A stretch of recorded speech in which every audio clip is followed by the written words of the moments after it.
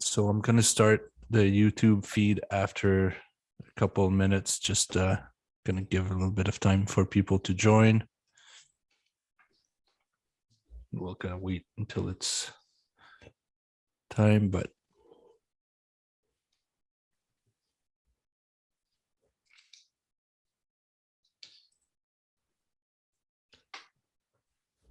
just going to give it 1 minute and then I'll start.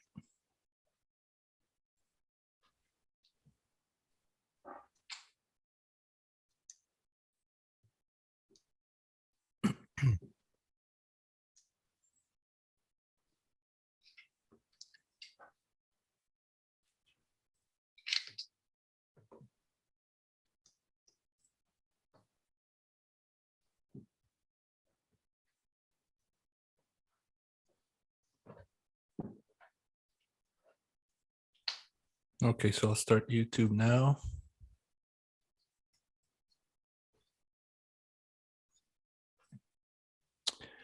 Hi, everyone, and welcome to the second day of the regional week. For the first presentation today, we have Al, who's going to introduce you to our guest. So Al, you can take it away.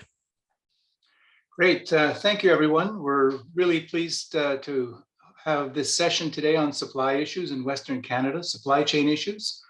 Our special guest today is Liz Kovach, President of the Western Regional Lumber Association. Thank you, Liz. It's great that you could be with us today. And we're looking to Liz to kind of give us the big picture of how the supply chain issues are affecting the prairies of Western Canada. Clearly, it's an issue from coast to coast, but our focus in this session is going to be the prairies. Our other panelists are Rick Priest with the Everlast Group, located in a prominent place, Wizard Lake, Alberta, and Nicole Bird of RSVP Design in Edmonton. So thank you, our panelists. And of course, Terry Adamson is going to be available as well to jump in as he wishes. He's our technical director here at Western Canada. So we'll start with an introductory talk by Liz, and then we'll chat. And we certainly welcome those online who are viewing this presentation live to join us with your questions. You can use the chat or the Q&A to do so. And following Liz's presentation, we'll begin a discussion with Nicole and Rick. So thank you, Liz, for being with us. Yeah, good morning. Thank you so much for having me. Before we get started, let me just, my co-chairperson here, Nicole, is with us as well. So let me just introduce, we'll do a little introduction. And first of all, a big thank you to our sponsor, Roto Hardware. The topic that we're having today is handling chain supply issues in the prairies. Today's guest, as you all know, is Liz Kovach. She is president of the WRLA, Western Retail Lumber Association. The WRLA is a member-based organization that advocates, connects, and educates the building industry in Western Canada to facilitate the growth of smaller businesses, member businesses. WRLA is very connected to the current supply chain challenges, providing a building materials update via their advocacy bulletin page at WRLA.org. Hi, and I'm Nicole Bird. I'm with RSVP Design, and thank you again, Liz. Liz has joined the WRLA almost 5 years ago and is committed to evolve the WRLA to the best association it can be for its members and associated partners. Her commitment to the best interest of members is evident in her relationships established, increased awareness of the industry and advocacy work, which continues to strengthen the WRLA's relationship with the government and industry stakeholders. In her spare time, Liz is very involved in the Hungarian community, and she also enjoys spending time out at the lake with her husband, Jeff, stepdaughter, Tegan, and family puppy dog, Lucy. Swimming, running, cycling, fishing, and chopping wood are among her favorite pastimes and hobbies. All right, well, thank you for joining us, Liz, and we will now turn it over to you. Awesome. As we were talking there, I had my first glitch, which is that my Zoom disappeared from my screen. So I'm just going to try and get my screen up, which is not working at the moment. So we can see you though, so as long as you can see me, something's working. Yes. okay, as long as you can see me, that's great. I'm going to try and get my Zoom screen. It's not allowing me to share my presentation at the moment. So this is kind of a challenge because I would like you to be able to see it. I do have one funny image. It's the entire topic itself obviously has not been very comical. It's been a huge challenge, as we all know, but not the funnest. So I'll dive into it. Actually, maybe what I'll do is I can... Well, you can try again, maybe. I just looked. Yeah. It seemed to be okay, but Yeah, I'm just... we can take a minute to make it work. Yeah, I apologize for that. It's just It's that okay. my entire Zoom has, my banner has completely disappeared on me. There we go. Oh, come on. This always happens when we're in the middle of a presentation. It always does, Sure. yes. Okay, I can see you on the bottom of my screen, but it's a little bit frozen. So let's see if I can make an adjustment here. If not, I will just start diving into the presentation just for the sake of time and to make sure that we can get into this. So just a little bit about who we are and what our role is. We did talk a little bit about it in the introduction, but we've been around for 131 years. And I can tell you that if somebody would have said to me that part of my job would be to be helping organizations during, would never believe them. And I'm sure all of you feel the same way about your roles. Nonetheless, though, we are here and we're doing our best to navigate through that with our members and of course with all of our industry partners. One of our biggest roles, as we talked about, is we are a member of Fenestration Canada, but our members are primarily based in the West, and our members play a vital role in the supply of building materials, whether to the construction sector. So that's either through manufacturing, distribution, retail. They play a huge role, and obviously we know what that impact is on our economy. It is massive. We're one of the larger industries in Canada. One of our biggest roles through this whole entire pandemic situation has been to be there as a resource for our members, to help navigate some of the information that was coming at us from the government, some of the support programs that were available during a time when there were more questions than there were answers. So that was certainly something we wanted to help navigate our members through. And I'm not sure if you recall what March was like last year, but there were a lot of businesses that were preparing to close. There was a lot of tough conversations being had and getting an understanding of what some of the impacts that our members were going through was very real. It was a very humbling experience, and I'm really glad that that's not where we're at anymore. But it certainly gave us an insight to some of the challenges that a lot of business owners and a lot of organizations went through.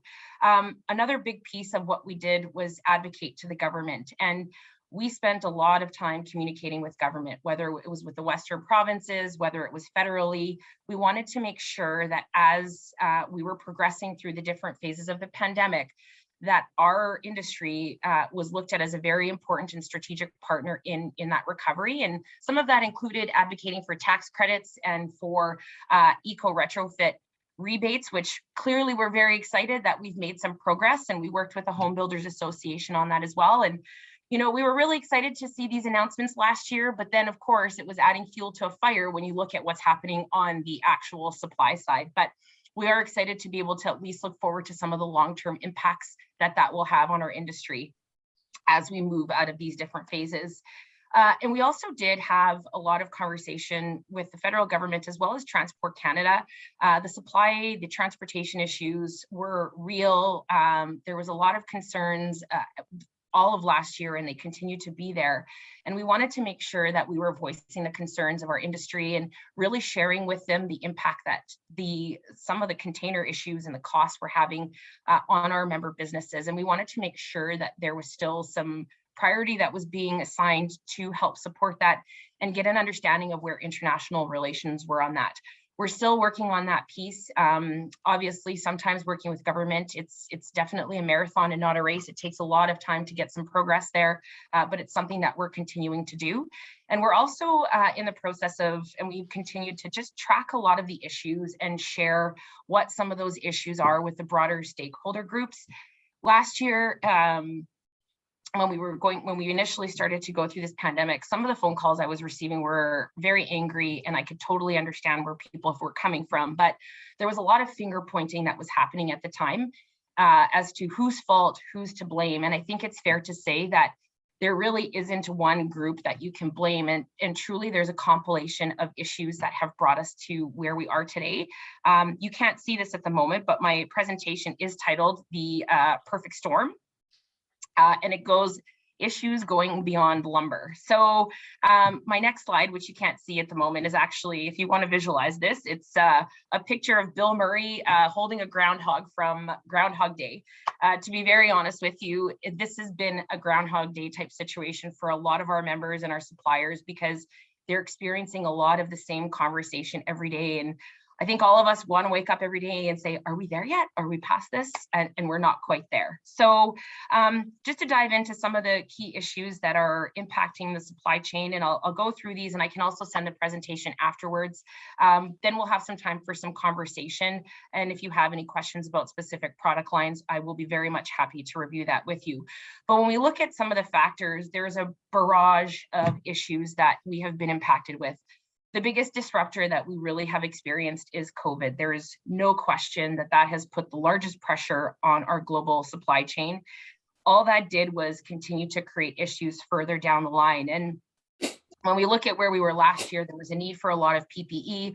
A lot of manufacturing facilities had to retool in order to produce some of that material. Obviously, the PPE required a lot of containers to be used, whether it was from individual packaging, such as plastic bottles or spray cans for sanitizer, and whether it was actual containers that needed to transport the materials to various parts of the globe. That was a huge issue. And what that created is, to some extent, is a bit of a backlog in terms of where containers were taken, not being able to be brought back, and that created a shortage from that perspective. We had a very strong DIY and housing market, and the housing market, it still remains high, obviously, across both Canada and the United States. With people not being able to travel, it really did put a lot of pressure on the industry. And we joked last year about trying to find a piece of treated lumber was more rare than gold. So, and we all saw some of the memes that were going around, and some of the social media posts that poked a little bit of fun at it, but that was the situation that we were in. And that demand truly has impacted how much material was available. And if we want to rewind back a little bit, when it comes to the purchase of certain materials or booking of commodity type materials, the purchasing structures have changed a little bit in that it takes a lot of time to make some of the materials, whether if you look at lumber, it needs to be harvested, dried, treated, etc. A lot of those bookings need to be placed in October or November so that they can be delivered in the spring. So people are working, they're planning their budgets, they're planning their projects for next year. So you have businesses very much working on, okay, we know that this is what the demand is going to look like. But when the DIY market then came into play, it certainly threw all of that out of whack. And I don't envy anyone who has to budget and try and figure out what next year is going to look like, because you can't really use the data from this year and much of last year to really build that. Access to raw materials is another massive issue that we've run into. And everyone's competing for the same material globally. When you take a look at resins as an example, no one really used to talk about resins that much, but we found out that a lot of the resins that are synthesized and produced are done so in the Gulf Coast. And when you have a hurricane season, it certainly has an impact on what is able to be done. And when we look at what happened with some of our plants, some of them had over 5,000 leaks in one facility, and it took a long time for them to actually be able to recover from that. And although I can't share my screen with you at the moment, it did work during practice. Back at the end of August, just to give you an idea of where we were at, out of the 168 storm damaged plants, there was 154 that were back to 90% capacity. Of course, the recent hurricanes have created a little bit of a regression as the plants are trying to restore their stocks. That then now has had some setbacks due to Hurricane Ida and Nicholas as a result. And of course, they're trying to ramp up their production as much as possible because resins are the base of so many different products, whether it's insulation, adhesives, paints, finishes, engineered wood products. It plays a significant role. We are also at a demand for various products is at an all-time high. We're hearing appliances are on shortage. There's a lot of homes that are in the process of being finished, but their appliances still are nowhere to be seen. And obviously there's some long delays there as well. Labor shortages are real. And if we take a look back as to where we started back in 2019, when places were forced to shut down, that took a lot of manufacturing plants off, let's say anywhere from 2 to 6 weeks. And as they were able to get back into their regular operations, they weren't able to get back to full capacity due to the physical distancing guidelines that the government had in place at that time. So as soon as you start to have that backlog, it's really hard to make up for that lost time. And several of them, the manufacturing plants have been working extremely hard to get back to that full capacity, but it's obviously going to take a little bit of time.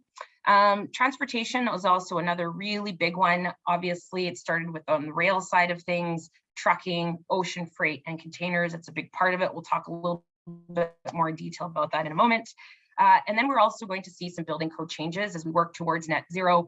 And as we work towards the steps that to get there, we're going to see some increased requirements on insulation as an example, which will put further pressure on material needs. And the realities at the manufacturing plants, obviously they've had, some of them have had fires. They do need to shut down for equipment maintenance, and it's just part of the reality of their situation. So what that has created and some of the terminology that we're really hearing right now is product allocations has become a big one. And I'm sure all of you are experiencing this to some extent. With the demand for product and the all-time high, it's everyone is trying to make everyone happy and ensure that they're able to get materials so that they can keep their business going. But obviously that's a challenge when there are shortages. The longer lead times, clearly you've experienced that. We were even chatting with one of our members who supplies heavy equipment, and they've got 9-month lead times at least due to the steel shortages and everything that's happening. So certainly something that they're trying to manage. That puts additional pressure on the rental fleet. And of course, more and more organizations are needing to figure out ways to repair some of their equipment because they can't actually physically replace it at the time being. There are some suppliers that are no longer serving various markets. We have heard of various companies that have pulled out. Knopf Insulation, as one of them, is pulled out of Western Canada. The Hardy board, I'm sure you've heard about that, is not being supplied to Western Canada either. Obviously, that creates a lot of issues because you've got unfinished projects. You were anticipating this information, and now it adds pressure onto some of the other suppliers who may not necessarily be able to keep up with that demand. And it's created a lot of price volatility. I think it's unfortunate, but we're starting to get used to the whole, well, there's another price increase. And I'm sure all of us have seen it, whether you're going to the grocery store, whether you're going to even to a restaurant, you're starting to see some of that inflation come onto the menus and a huge reality. And it's something that's going to continue until we get caught up. We're starting to track, we're hearing members who normally would never track completion rates on homes because we've never run into this issue are certainly starting to do that. So it's adding a different challenge to their business as well, because they're trying to project what materials they need to produce in order to get those completion rates. We've also seen that communication with product suppliers has never been more important. One of the things we learned last year is there was all this, there was some finger pointing happening. I mean, we're beyond that now, but the big thing that we really wanted to stress was how important it is for everyone to communicate. Everyone down the supply chain is impacted by something. And the more that we can communicate and the more that suppliers know what materials are needed, the better off we can be. And I think just as a society in general, we got very used to the on-time delivery or having materials ready, available when you just want to walk in and purchase what you need. We've lost that luxury for this time being. So it's really important to keep those communications and to really communicate the product needs as well, because that will be important as we move forward. And government programs have either had a positive or negative impact. We know that The CERB program continues to be extended, and I'm sure all of you on the line have probably had to deal with that to some extent.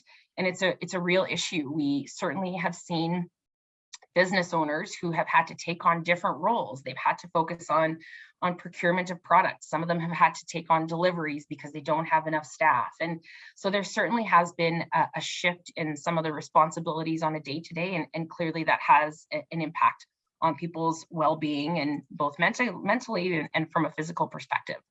So I just wanted to dive into a little bit more detail on some of the product side of things. We did talk about the manufacturing piece and access to raw materials. Everyone is certainly fighting for that. And we're still trying to fight through some of those labor shortages. We've talked about the PPE and the shipping backlogs, which certainly have created a bottleneck. And it's going to be difficult to get past some of those, especially because everything is being impacted. And when we look at some of the manufacturing issues, even if they were able to get caught up to some extent, they have limited storage space. So to give you an example, last year, when lumber mills were producing lumber and getting back to making sure they were able to supply the need, they were having an issue with getting rail cars, and they would only receive a certain percentage of rail cars that they actually requested in order to transport the material. And we know that rail is highly necessary for big loads such as lumber, steel, and those heavy type things. But we're also competing with agriculture, oil and gas. So there's a lot of factors that are part of that. And it took months. When we were first having this discussion back in March, there was supposed to be, CN as an example, was supposed to be back up to 100% by September 1st, by Labor Day. And that didn't happen. And a big part of it had to do with some of the collective bargaining agreements. Employees had 15 days to report back to work. Once they did, they needed to go through some of that safety training again. So all of that took time away from being able to transport material. And in the meantime, you've got congestion happening at the ports. In terms of containers, you have materials that are being produced that are now creating a bit of a halt on the manufacturing process because people were running out of space in order to store that material.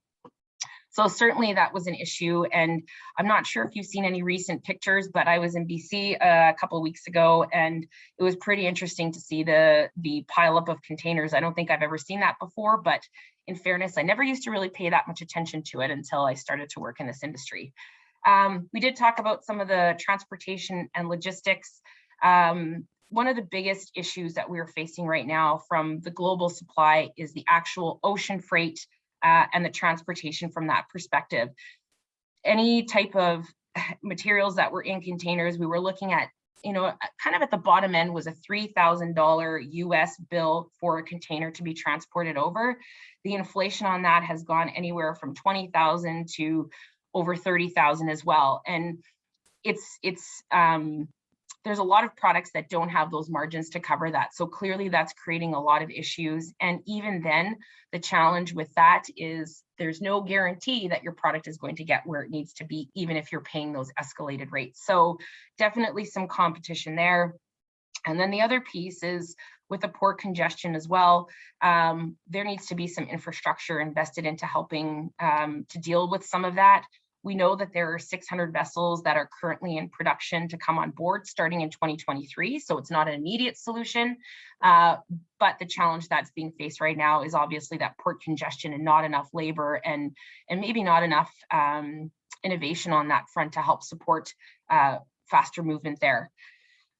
We do anticipate that the self-correction of this will only happen once there's a drastic drop in demand for consumer goods. We know we rely heavily on various countries for manufacturing and transport of various products, and that certainly puts a lot of strain on the entire supply chain.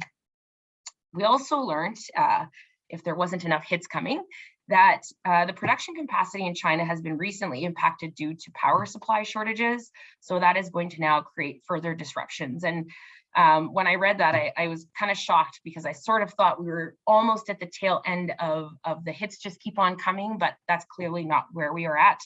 And the recent fires in BC did have a little bit of an impact with the fire that took place in Lytton. It was difficult for rail to get across through the west and also south of the border. But we are happy to report that the wildfire situation certainly has started to resolve itself here in September.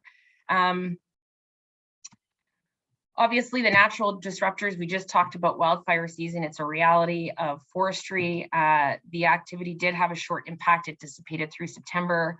Hurricanes certainly have impacted our ability to produce materials that need to go into so many other materials, so creating further delays. And it certainly has been impacting more than just the lumber side of things. And I think one of the things that we sometimes forget is the past truly does have an impact on where we are at today. If it wasn't for the mountain pine beetle, we would have had more access to fiber, and we likely wouldn't have been in as bad of a situation as we were.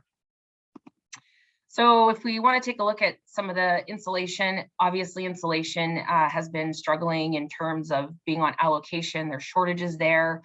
They're certainly impacted by the resins that need to produce a lot of the insulation materials.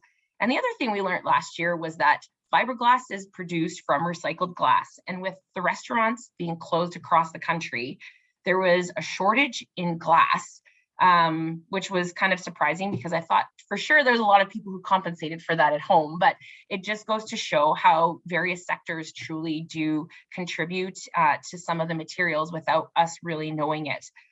Something that I thought was interesting to pass on to you. You might already know that, but I did want to share that. With the, sorry, just looked at another note. There's also delays. The delays in mineral wool are over 200 days. I'm sure you've probably heard that that's the case. And that now creates the effect of needing other materials. So fiberglass is now being more heavily relied on to compensate for that. So obviously an increased demand to promote that. So just continues to add to that, especially with the code requirements on new home residential construction. On the windows, doors, siding, and aluminum side of things, we were experiencing some shortages on the glass piece, especially if there were manufacturers that were bringing in glass from overseas. Producers who were producing glass locally or were obtaining glass locally didn't have quite that same impact. So they were able to take on some new customers as a result of that. But we were happy to report that the glass shortage is no longer an allocation, and that we are progressing along in terms of the manufacturing on that side. The aluminum shortages, however, are impacting sills and other components. So we're going to see some delays and increases in prices. And every manufacturer is going to be at a different phase in terms of where they're struggling with some of their materials and production. Shipping containers obviously continue to be an issue and obviously impact this line as well. And it's not expected that these are going to really resolve until sometime in 2022, and we'll continue to follow that and provide updates as well. As we look at roofing products, the situation continues to be very similar to as it was in the past few months. Supply continues to be on location. Part of the issues have been granules, which are an issue. They're part of the actual production. So that obviously creates delays. We have seen some manufacturers also pull out of various markets for a short time frame so that they can support some of their key customers as well. And some of that loyalty certainly is something that we've seen over time, but it has had an impact on the Canadian market as well. Price increases are going to continue as well. I just want to be able to manage some of those expectations, and the plastic components obviously are impacted by the resins. So we'll continue to follow that whole resin piece as well. As we look at commodity lumber, OSB, plywood, treated wood, and engineered wood products, these products are becoming more readily available. We've seen the prices have come down dramatically compared to where they were last year. We have seen a recent slight bump in pricing on the commodity and OSB side, but it's minimal and nowhere near where we were last year. And the industry is not anticipating any supply issues at this time as we move forward. So a little bit of good news there. The demand for products certainly has shifted as restrictions. If we want to look at the reasons why, people are getting back to travel. In July, folks started to get back out to traveling across the country or just getting outdoors and spent time doing the fun things that they've missed out on. So that has shifted the demand from the DIY side. We're not sure where that might end up in the fall, but certainly for the time being has taken some pressure off. On the engineered wood product side, LVL continues to be a major limiting factor, and a big piece of it is the adhesive that's used to glue the panels together. Until the resin industry is recovered, we're going to continue to see that. And we have seen that joist supply is getting better and that prices are dropping. Steel is a topic that a lot of folks have been speaking about because there have been significant double-digit increases over this last year, and the continued instability is expected. We are anticipating 2 more price increases coming up in 2022. And the pressure on the steel industry is huge because there is the need for appliances, for automobiles and heavy equipment. So there is little to no inventory on those fronts. And of course, everyone's competing for that as well. Certainly some challenges on the offshore specialized manufacturing, which are creating some delays and some shortages.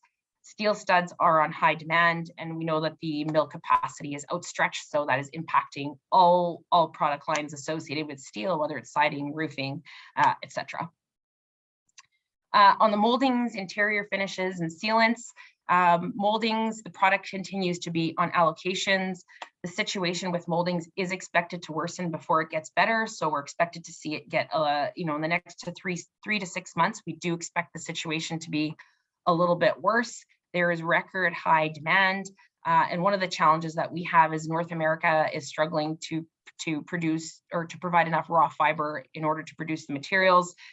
So we've had to supplement by reaching out to the South American market, but then you start looking at the transport issues, container issues, and that just adds to it. On the adhesives, finishes, and sealants side, raw materials have been the main bottleneck. Common theme. Price increases continue to be on the horizon as the demand remains high. So certainly something that we need to keep an eye out for.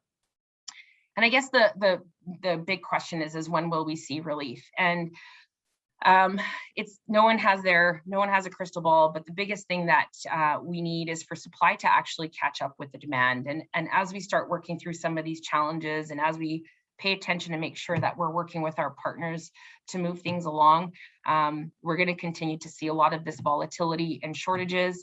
Obviously, the labor shortages need to be rectified, and this is a hot topic. There needs to be urgency from all governments in Canada to get us back to normal. And with the extension of subsidy programs, that certainly doesn't help the situation. And certainly that is a large pain point for a good portion of our members, and certainly an area where we want to continue to communicate with the government, because we need people back at work. We need to be able to move things along. And that's an important part of the supply chain, is the human component of it. And infrastructure needs to be put in place to deal with some of the port congestion that will help clear some of where we are at today. So that's my general overview, excuse me. I can't share my screen with you yet, and I don't know why, but I do have building material updates that we send out on a regular basis to our members as well as to the broader construction sector. I did have one that I wanted to showcase to you, but what I'll do is I'll share the links for all of these with the hosts today, and we can be sure to pass that on. And if there are questions that you have, and if there's anything that we can do to help keep you informed, that's what we're here for. We realize that in order for us to get through this, we definitely need to work together and make sure that those communication lines are open, and ensure that we're staying on top of the issues so that we can do our best job in terms of on the advocacy front and making sure government is aware of some of the challenges and some of the things that they need to be cognizant of to make sure that we can keep moving forward. Well, thank you very much, Liz. That was insightful, perhaps a little scary. Terry Adamson did share your website to everyone, and it is an excellent resource. Yeah, there's a lot of good materials there. So thanks for that. We do have a few questions and answers. So we'll just dig into these, and I think you touched on these a little bit. The container issue, are there discussions with China? What might they do about it? What are they likely to do about it? I know you touched on the infrastructure. Are you aware of anything else being put in place to help that out? So those are excellent questions. And when we met with Transport Canada, what we were really trying to get an understanding of is what international relations were happening with China at the time, and what they're doing to communicate some of those challenges. Basically, the response that we received is because the shipping companies are a private company, there's very little to nothing that can be done from that perspective. But I think it's something that really needs to be a topic. From my personal my personal perspective is, as a country, I'm not sure that we've done such a great job on the international relations stage. So that certainly doesn't help us in terms of negotiating some of these issues and talking about it. We're hoping that that's going to start to shift. We've had our post-election. There's an issue that obviously has been resolved with what we all know about in terms of the international piece with Canada and China. We're hoping that that will start to alleviate things, and certainly something that we're going to continue to follow. We were awaiting information from Transport Canada on what some of these innovations at the port level are going to be implemented. We haven't yet received that document. We have followed up, but we'll continue to follow up because we really do want to be able to share that. I think it's really important for members to know what stages the government is at in terms of dealing with some of these larger issues, and maybe to provide even a little bit of light at the end of the tunnel, so that there's an understanding of how we're going to get moving forward on this and what some of those long-term solutions are, because it's going to impact every business moving forward. I hope that answered the question. I think it did. So again, from Pat Flannery, and it's a good question that a lot of people I know are discussing right now. And are you starting to see a shift towards just-in-time manufacturing, towards carrying more inventory? And let me add to that a little bit too. Is that contributing to hoarding issues? So another excellent question. I think right now we're kind of in a place where hoarding is going to be very difficult from the shortage. Obviously, when you look at wholesalers as an example, they're going to try and buy as much as they can, or at least anticipate what it is that the needs are for the market. And this goes back to the whole communication piece. It's really important for contractors, for the construction industry, and even for the DIY market. If they're planning any projects, it's really important for them to communicate those needs, because that's where a lot of the purchase decisions are made, is to really understand what the materials are needed. Hoarding is going to be really difficult when there's shortages in raw materials and everyone's on allocation. We did see some panic buying back in November when, I'm not sure if you recall, but there was a little bit of a dip in lumber prices. And one of the reasons why, one of the contributing factors to it bumping back up sort of just in December, is that there were some people who were panic buying because they wanted to make sure that there was enough material. Retailers want to be very cautious, and anyone wants to be cautious about how much material they're purchasing. And hoarding becomes less of a factor when you're paying escalated prices, because if there is a drop in the market, that is a significant hit that those businesses are taking. If they've purchased product that's at 400% higher than they would normally buy it for, they're not going to be able to make up that margin. So there's a lot of caution being exercised versus hoarding from the perspective of the industry. And there was a second part. Did I touch on the second part? Yeah, I think you touched on everything. Okay, good. Then I'll just go through the last question from Patrick. And again, it's kind of, is it a big mistake by governments to stimulate demand rather than support manufacturing investment? So a really excellent question. I think the whole stimulation truly became, was early on in the stages before the supply chain issues were so bad. And in fairness,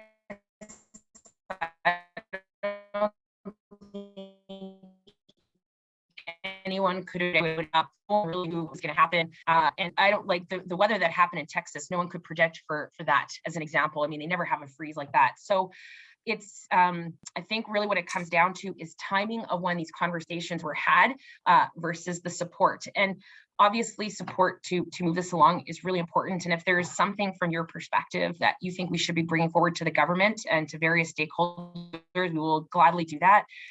We know that we contributed to some of the stimulation, but that was because we were focused on making sure that there was a plan for economic recovery and not anticipating that we would be in this piece. And we've even held back on promoting what those government programs are, knowing that our members are not able to keep up with the demand. Well, that does it for the list of questions and answers. I'll turn it over to Al and Nicole if you guys have some further questions. And by all means, people chime in on online. We'll answer your questions. Great opportunity. I do have a question. You mentioned that there were some companies that had pulled out of Canada due to supply chain, like the demand. And I'm just wondering, is for my business, I'm obviously importing a lot of stuff. Is there a list? Like, how do we find out, you know, if, because you hear rumors, but just to be able to confirm. Oh, for sure. So as part of the building material updates, we have been, anyone that has pulled out of Western markets, we've certainly been including that. I will be preparing another one, so I'll be sure to include a list of that, which I can share with you. This doesn't happen very often, obviously, but it certainly has been an issue that we've experienced. And a big part of it was the inability to supply or prioritizing some larger customers. Obviously, that was not good news to hear that was happening, because the Western, if you take a look at Canada and the US, we're a smaller market. And sometimes those business decisions are made by businesses to say, you know what, we want to make sure that we're giving the people who are the bigger piece of the pie, we want to make sure that they're getting that priority. And then it's unfortunate for their loyal supporters up north of the border who've now had to scramble to find other issues. So I'll gladly pull that list together for you, Nicole, and can send that out to the group. Thank you.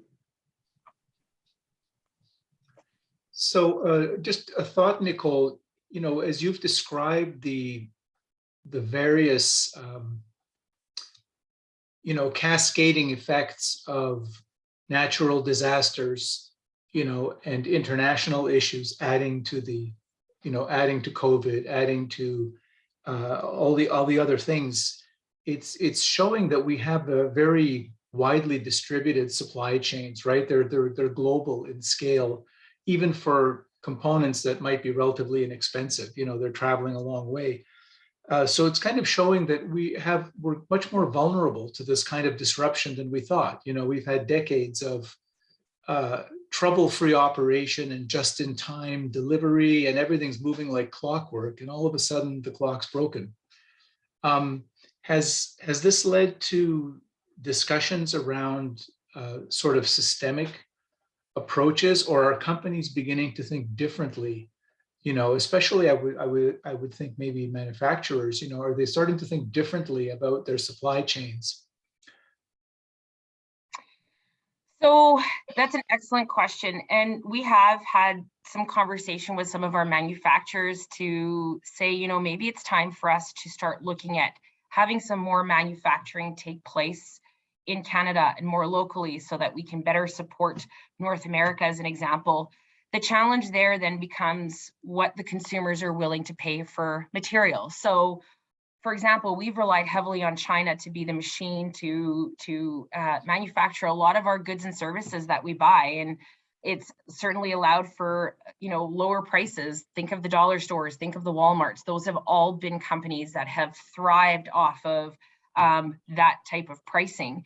But you're also not getting the same quality of material. And so now that we've had that culture, and this is the culture that we've grown up with for such a long time, there's a question of how are we going to change that? Because if we're going to be manufacturing more in Canada, that means we're going to be paying more for labor because of legislation, you know, minimum wage requirements, if there's unionized environments. So all of that adds on to the pricing factor. And we have seen there's a higher carrying capacity for materials, but I think people are accepting it because they think it's a short-term solution. And that's going to be a difficult hurdle to get over. And when we look at, even on the building material side, when you look at the big box stores, they often will dictate a lot of the pricing. And as a small business, everybody wants to be able to invest in their business. They want to invest in their employees. They want to be able to grow and be able to offer more, but you need to be able to have margins that allow for that. And when you have your larger competitors that you are truly fighting against, really being able to, due to the volume of products, they've got their loss leaders. If they're driving down the pricing, that then impacts everyone else. So we're kind of stuck in a bit of a vortex here, is that, well, you know, we need to start changing consumer mindset. If we want to see more labor and more locally made products, we have to accept that we're going to be paying more for it. And we need to be able to understand that. And businesses also need to accept that, you know, maybe this is where we need to be cautious about where we're putting our pricing levels at, because we realize we want to be able to serve our community and continue to do so. So there isn't a simple solution there. I don't know if you want to have further discussion on that, but if anyone else wanted to chime in on that piece, but that's from my perspective and from the conversations we've had, that's the challenges we see in terms of bringing more manufacturing, let's say within our own continent. I think that's very well said.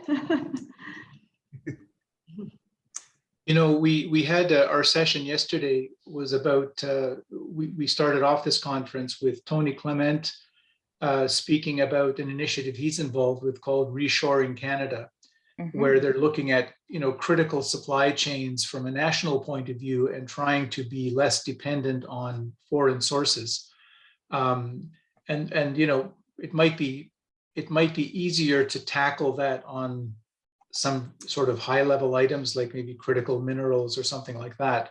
But as you say, you know, when you bring it down to more of the retail level, and as you say, organizations like big box stores, you know, still can be the ones who drive prices, and that might limit the ability of smaller Canadian companies to actually find a market for locally made but more expensive products. So presumably the largest suppliers are still going to be looking for the lowest cost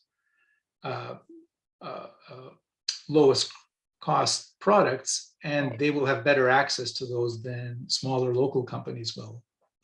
And you know, as you're talking, it kind of reminds me that through this whole pandemic, we've heard from the government how our economy runs on the back of small and medium-sized businesses.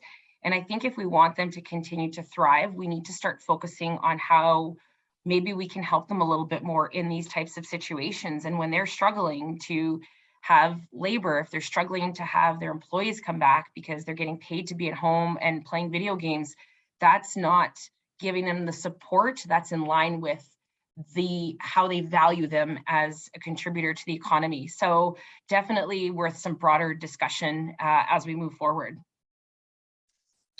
Do you know if anyone's discussing this with governments at this stage? Well, we have, I think everyone has been addressing it to some extent. I know that we have put this forward several times. We've brought it forward. We have seen no action on it. We've tried to even have some more meetings with some different government representatives from our region so that they can truly understand the challenges.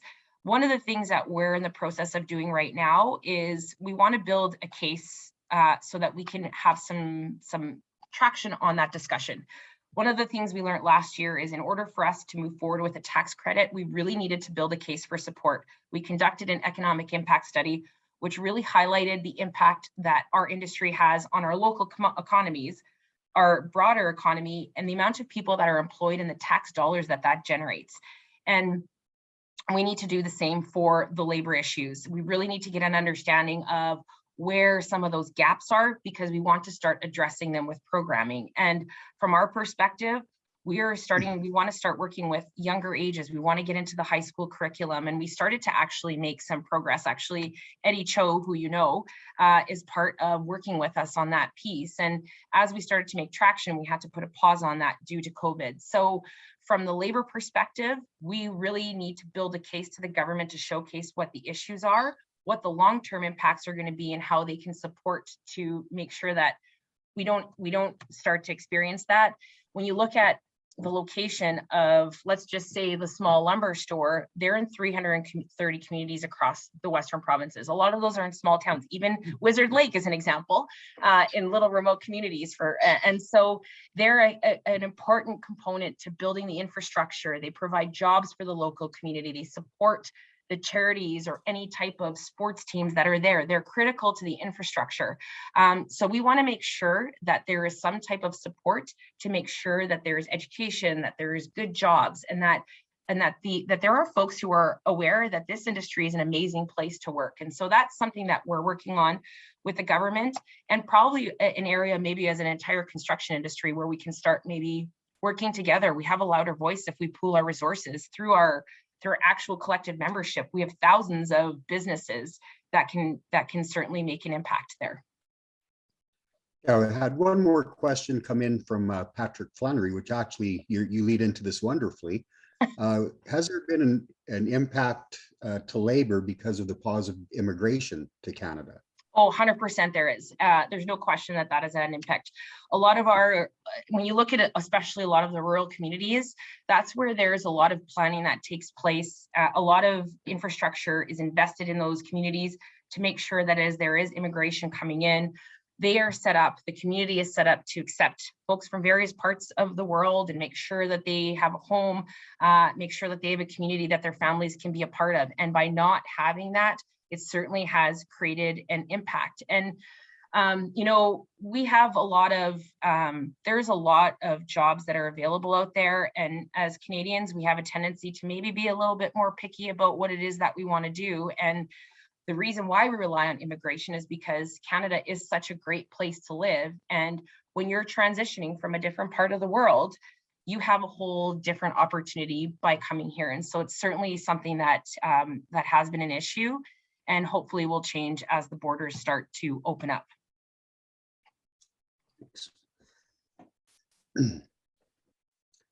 All right, well, I think that pretty much wraps it up. Al, would you like a last word? Well, I was just thinking that we had a presentation from the Canadian Federation of Independent Business yesterday, also in our opening session of this conference. And I don't know if you know, but basically all Fenestration Canada members are automatically members of CFIB. I'm wondering, whether there's a large overlap between, let's say, WRLA members and CFIB. I mean, I'm sure a lot of your members are large organizations, you know, but just this thought comes to mind that, you know, do you organizations such as you and they possibly work together on some of the issues you're talking about? You know, we need to sort of communicate to governments the value of making sure that, you know, businesses can operate sustainably and sort of the benefit of you know, better economic activity, better tax revenues. In other words, you know, so anyway, just a thought whether you guys do work together or whether it's even something to consider with other partner organizations to help to build these cases. Really excellent question. And partnership is certainly something that is a priority for us. We did actually, it's funny you bring up CFIB. Some of our members are a member of them. I did reach out to them early last year to try and connect and partner, and I never did actually hear back. So I did follow up a couple times, but I honestly ended up having to focus on other things at that point in time. So we didn't partner there. Obviously, this is a reminder that maybe we need to start having those discussions again. From a partnership perspective, we did work with the Retail Council of Canada, and we have been closely working with the construction associations as well as the home builders associations. We felt that on those areas where we have some common issues, it's best for us to work together. And the more voices and the more resources that each of us have that we can pool, it certainly helps to create that impact. But I'm glad you brought that up, because this is certainly something from a labor perspective that I think we need to take a look at. So I made a note for myself to follow up on that again. Thank you. Excellent. Rick. So are any more that you want to say, Rick?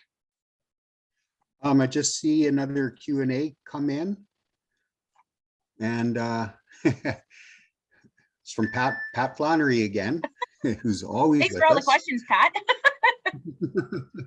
He says, sounds like Western window and door manufacturers should all be WRLA members. Yes, they should. I think you'll agree. Yes, Awesome. They should. And we have our trade show coming up in January. So we'd be happy to have you. So you can't see my presentation, unfortunately. What I'll do is I'll type my email address. I can't even type it into the chat because I can't access it. So if one of you would be kind enough to type my email address, which is @wrla.org. And my cell phone number is 204-770-2416. Feel free to reach out. I'll be happy to add you onto our communications list. I will send out the communications to the panel chair and obviously with Fenestration Canada, but happy to answer any questions and help out. And if you're interested to get involved, we would love to see that too. Well, you know, it's been a pleasure to have you, Liz. You've painted a very comprehensive picture. Honestly, it was very interesting, you know, for some of us to be exposed to just the complexity and the range of issues that you've outlaid for us. So, thank you very much for sharing with us. We appreciate your enthusiasm and really thank you for coming and being with us to share your perspective with us today. Thank you.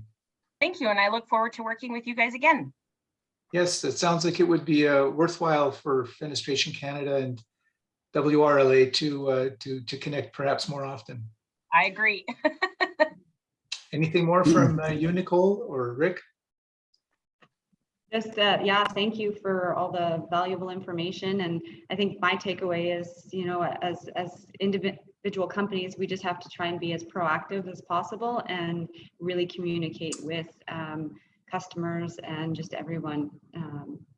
So thank you. Yes, and thank you so much, Liz. It was truly great. We have a lot of positive comments coming in from the chat about how good it was. Again, I'd like to thank our sponsor again, Roto, and also a reminder to check out the WRLA website, WRLA.org. I know a lot of you guys saw the website pop up during Liz's talk. Ton of good information there. And Liz, I have a special gift for you for doing this, and Really? I'll explain it first. Well, there's a story behind this. So what I got for you is this nice Winnipeg Jet COVID mask that my mother, when COVID hit, started making masks, and she decided to do some of the NHL teams. Triple layer, has the band in it and adjustable straps. So if you give me your address, I will get this off to you, and thank you so much. I will send that to you. Thank you very much. As you could tell behind me, I'm a very proud Winnipeg Jets fan. So I will gladly wear it to the hockey games when I go back. So thank you very much. I appreciate that. You go to the games with your husband. You betcha. Well, he has no choice. Then I'm going to send you two then. Oh, great. Thank you. And we have Liz's contact information in the chat window. So I think as we close this session, Steph, maybe you could just leave that open to give people time to do a screen capture or get Liz's contact information from the chat window. So yeah, that works. No problem. Great. Well, thank you very much. It was a great session. Really appreciate you joining us, Liz. Thank you, Nicole. Thank you, Rick. And we'll encourage people to hang around and take part in the next session in about an hour. So thanks, everyone. Thanks very much. Thanks, guys. Have a great day. Thank you. You too.